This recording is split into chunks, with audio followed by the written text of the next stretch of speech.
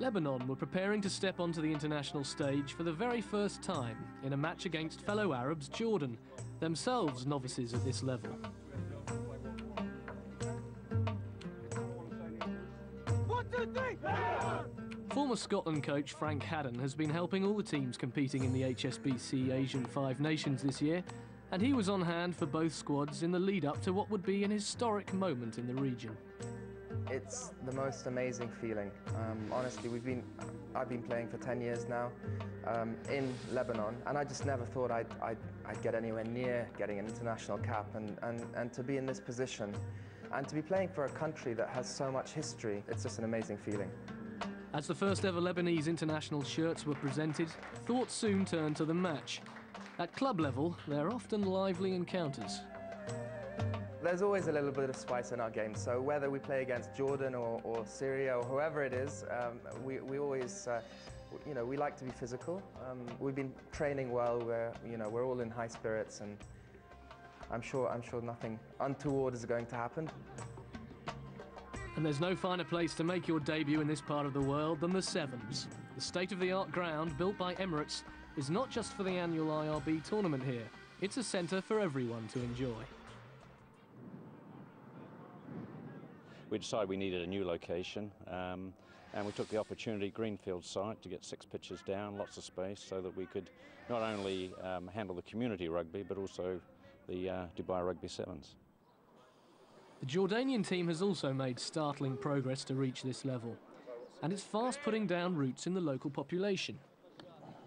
Rugby started in Jordan around the end of the 80s. With expats basically taking part, and mainly expat, not many Jordanians involved. After the Gulf War, first Gulf War, very few of them came back. So during that time, a lot of locals had picked up the sport. Some who studied abroad came back and started developing it locally. And since I'd say about 1999-2000, it's been mainly local.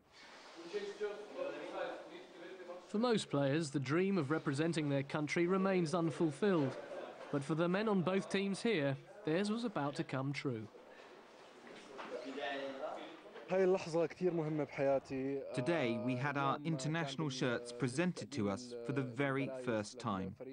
And for me, as a Jordanian rugby player, it was a very proud moment. And there's no better feeling out there than to represent your country and to play for your country.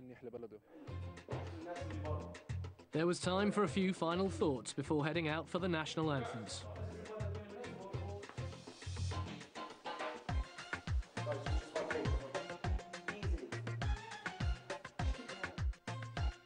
History was in the making. No doubt tales will be told to future generations. Lebanon dominated the early stages, and it wasn't long before they took the lead through winger Wael Harb.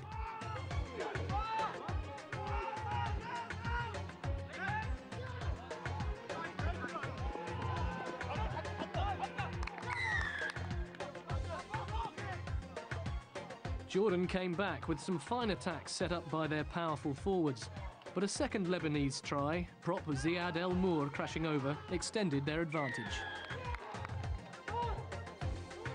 Jordan did get onto the scoreboard shortly after, centre Nidal Ziadat showing good strength to score, but 2 further Lebanese tries followed before the break.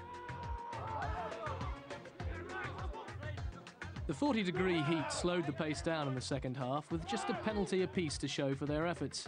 So it was Lebanon who claimed victory by 27 points to 8.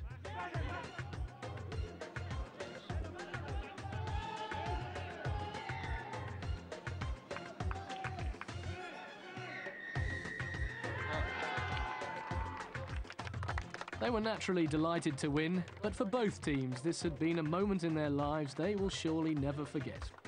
Arab rugby had taken a big step forward.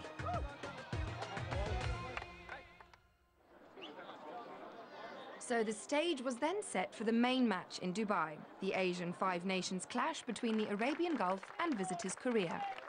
In contrast to Lebanon and Jordan, this would be the last ever match for the Gulf team before they are reformed into individual national unions. But it was Korea who scored first through scrum half Park Wan-yong. The Gulf have never beaten Korea in their 17-year international history, and a second try from the visitors gave them an 8-point advantage at half-time.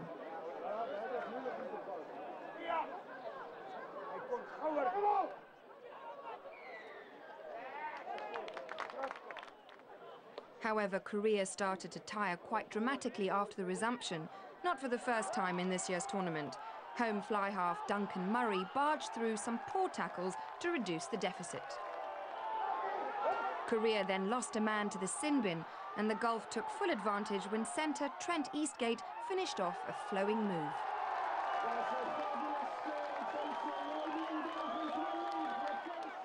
A penalty extended their lead to 7 points. Korea knew a loss would put them in grave danger of relegation, and with seconds left on the clock, winger Chai Jae-yong touched down in the corner. A successful conversion would tie the scores, but the rugby gods seemed to have decided this would be the Gulf's night. Only their second ever win in the tournament, and the perfect note to bow out on.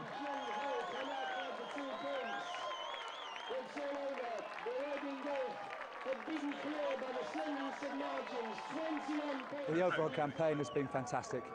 We set our goals high to go to the World Cup. Unfortunately, we haven't reached that goal, but we've won 2 out of 4, which is the first time in the Arabian Gulf's history that we've won 2 games, even 1 game in the Premiership of the A5N. So we'll take that good heart, and we'll see what happens going forward.